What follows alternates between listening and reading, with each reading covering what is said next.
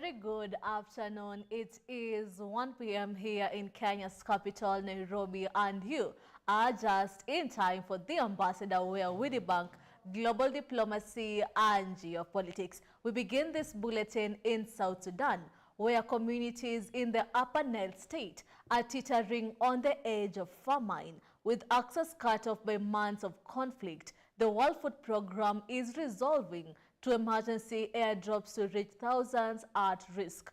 But a critical funding shortfall now threatens to halt even this life-saving operation. Let's get more from Juba, South Sudan.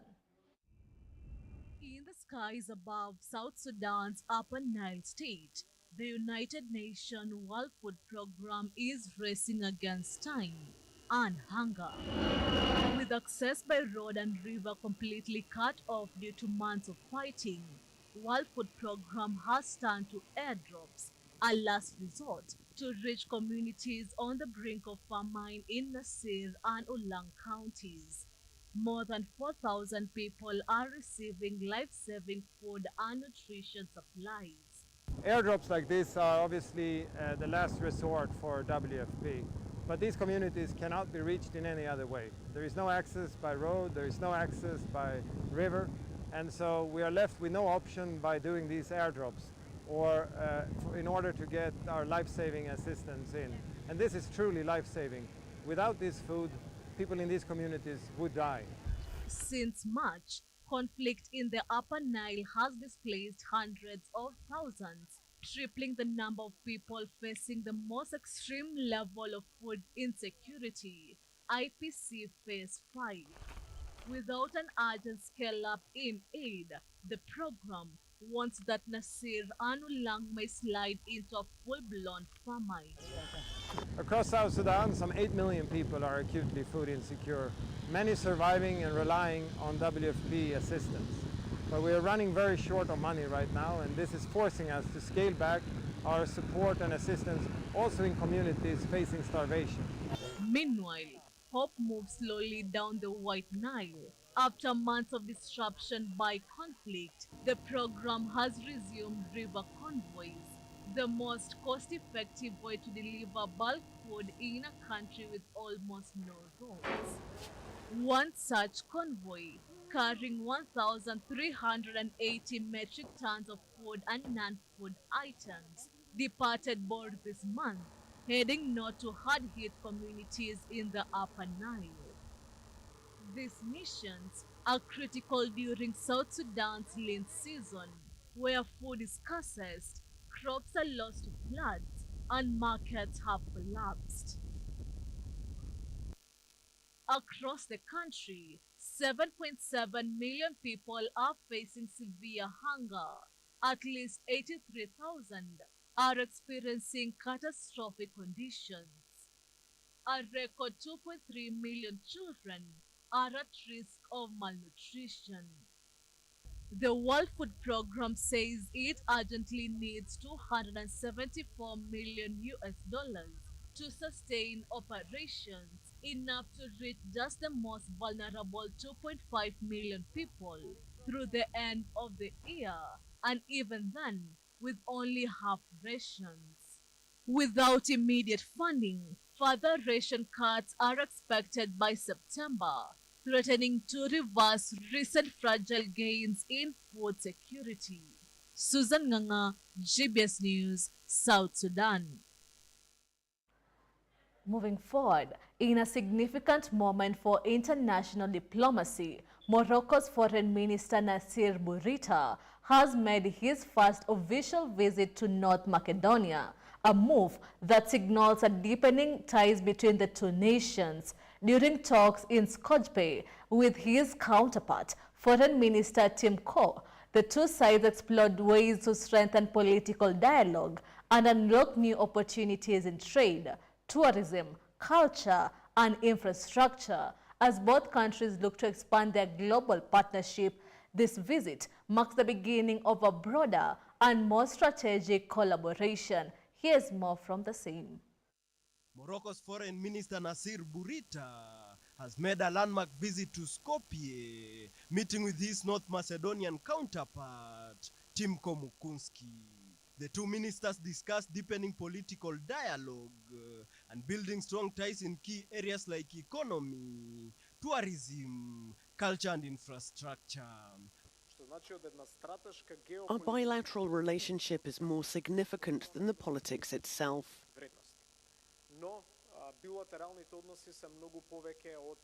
They should mean more achievements for our businesses and citizens too. Mukunski stressed that the relationship should go beyond politics, highlighting plans to organize a business forum in Morocco. The event will bring together business leaders from both nations to explore investment and trade opportunities. So we open the next topic to hold a business forum in Morocco, where we will participate with our businessmen to meet Morocco's business sector too, and to point out what kind of investments we should have and trade as well.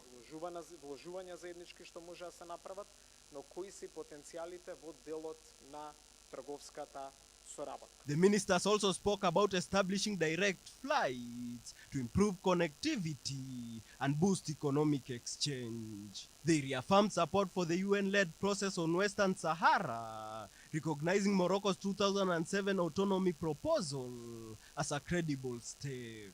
The visit marks a significant step forward in the growing partnership between Morocco and North Macedonia.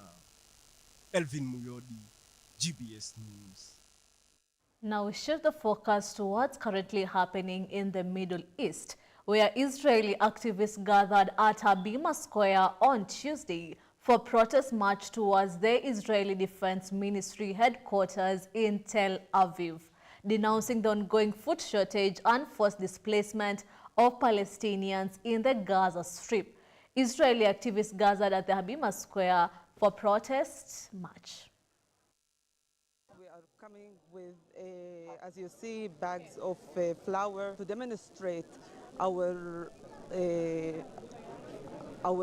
first of all, anger against this inhumane policy, as well as to show that there is a majority within the Israeli society, Palestinian citizens of Israel as well as Jewish, that they are strongly against what is happening right now in Gaza. We came here today to call out to end this siege, to allow the entry of humanitarian aid and to end the war on Gaza. And that story brings us to a very fast break here at the Ambassador, where we debunk global diplomacy and geopolitics. Stay with us, we'll be right back. Stay tuned as we dive into the vibrant world of creativity and expression. Practice your work. Yes. And when you keep on practicing, you get better, Yes. better and better each day. Yes. And as you get better, Yes. you get now that niche of yours. What advice can you give to those watching who are in a 9-to-5 job, but they have a gift? My advice would be, Yes. do not sleep on your talent. Yes. Just show it up to the world. The world. Whether it is art, whether it is music, wherever you are gifted, let the world know what you are doing. Which classic artist would you love to spend one day painting with and why? Now, Grandma Moses, she started painting in her 70s. And she excelled. Yes. As, she was a painter. Yes. But she started painting professionally well past 70s. Wow. And by the time she died in World War II, she had done marvelous in that world.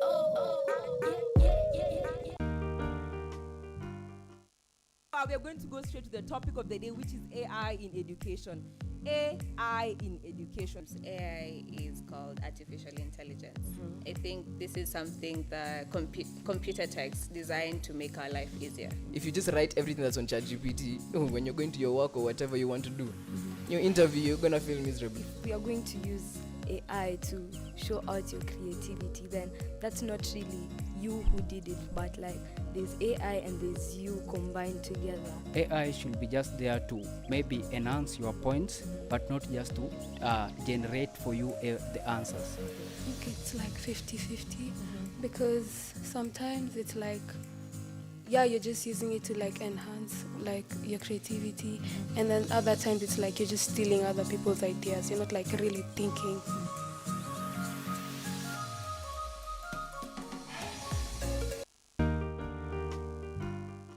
Hello, my name is Nyabio.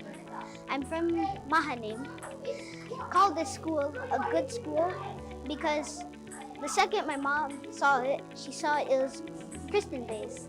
And when I see Christian based, that's what the character my mother wants from me. And I like the sports that we play for PE. Like sometimes we play table tennis, we can play football, we match, and on Fridays we have games. And we verse the teachers in football. And this is why I think this school is the best school your children can go to.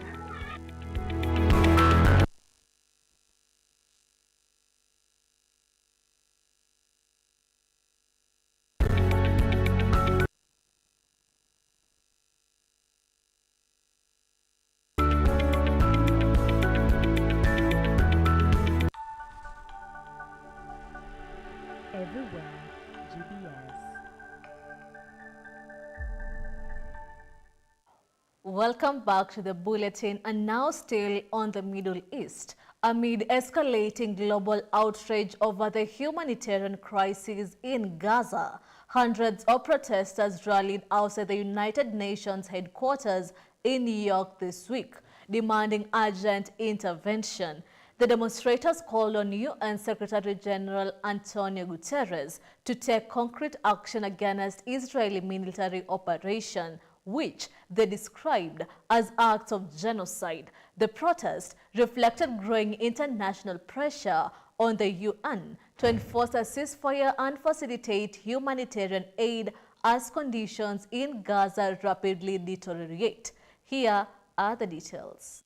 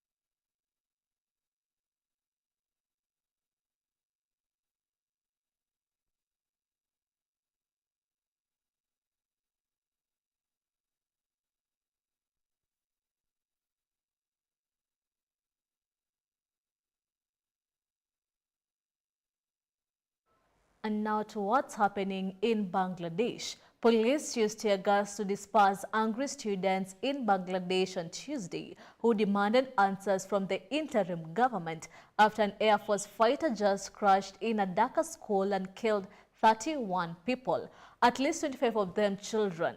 The children, many aged under 12, were about to return home from class on Monday when the Chinese-manufactured F-7 Bangladesh Air Force jet plowed into their school and burst into flames, trapping pupils in the fire and debris. As Davis Karani now reports on what's currently happening.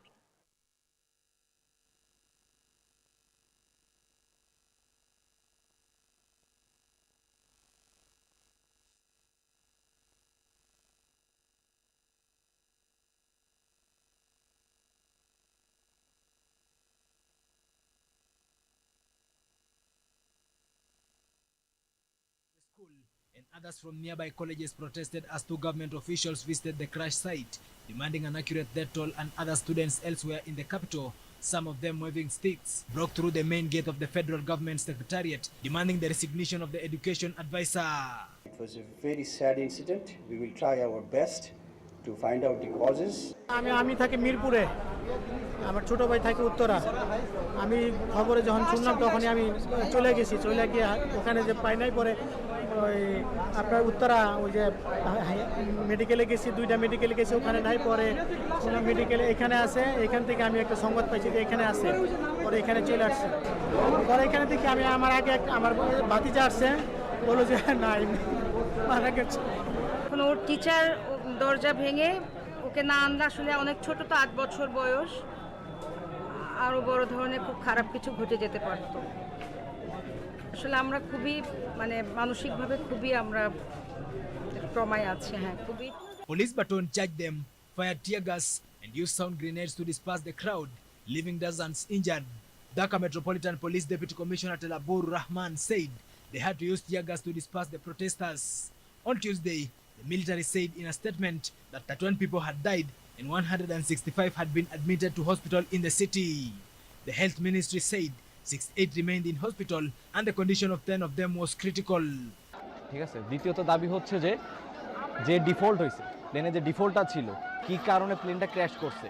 আপনাদের বিমান বাহিনীতে যখন কোনো plane take off করে তখন তো আপনি must be আগে চেক করেন প্লেনটা কোনো ত্রুটি আছে কিনা। আপনারা কি সেই প্লেনটা চেক করেন নাই? সেটার কোশ্চেনের অ্যান্সার দিতে হবে। দ্বিতীয়ত কথা হচ্ছে যে আপনাদেরকে মাস্ট বি এটা বলতে হবে যে আমাদের শিক্ষকদের গায়ে কেন হাত তোলা হয়েছে। The government announced a day of mourning with flags at half-mast and special prayers at all places of worship. Pope Leo said he was deeply saddened to learn the loss of lives in the crash and prayed that families and friends may be consoled in their grief and for the healing and comfort of the injured, according to Vatican statement.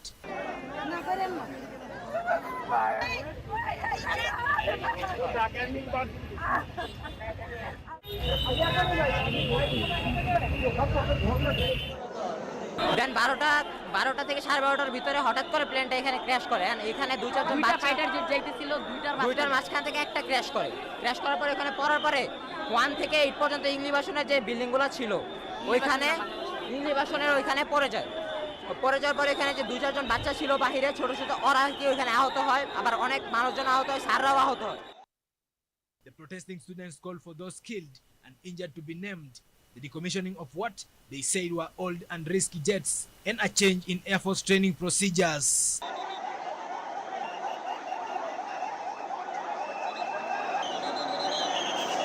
অজানা শিশুদের মুখ সবার চোখে ভেসে উঠছে। সারা জাতি হতভম্ব বা ক্রুদ্ধ।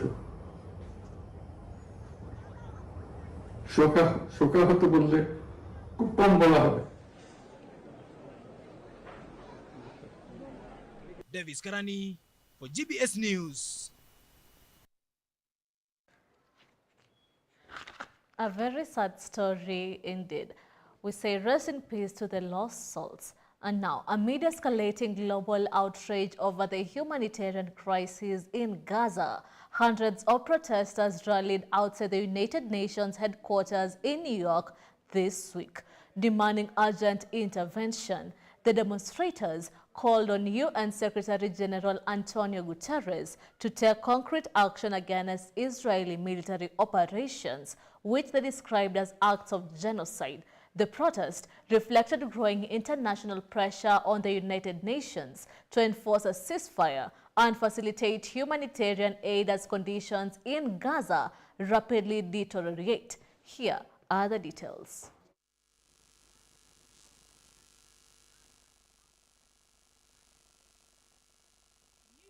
This week, calling on Secretary General Antonio Guterres to take urgent and decisive action against Israeli military operations in Gaza.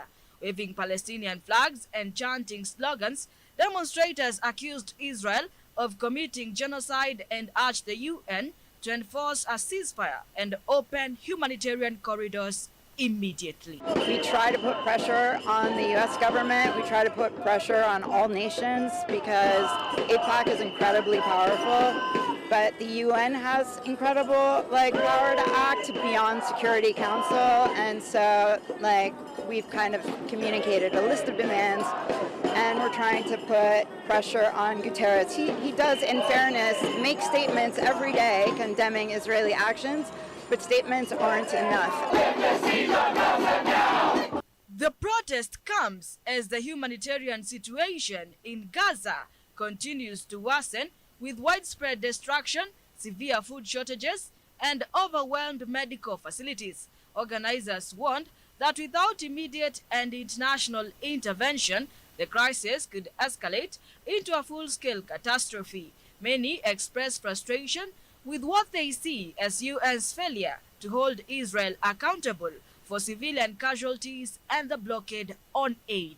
There's people that are starving to death regularly, 20 people in the last 48 hours, people being shot in the head just trying to get what little aid is coming in. Protesters also criticized world powers, particularly the United States, for blocking stronger UN resolutions that could pressure Israel to halt its attacks. They demanded that the UN move beyond diplomatic statements and use its authority to stop violence, protect civilians, and ensure unrestricted access to life-saving aid for Gaza's population.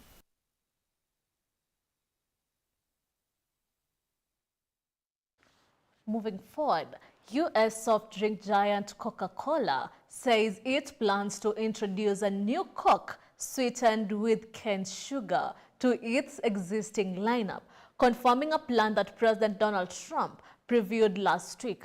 The company already uses regular sugar to sweeten its signature Coke drink in many parts of the world. Still, in the U.S., it has typically used corn syrup, a lower-cost alternative, for decades. Trump's Health Secretary Robert F. Kennedy Jr. has voiced concerns about the health risk, though experts say there are no clear nutritional reason to favor one sweetener over the other.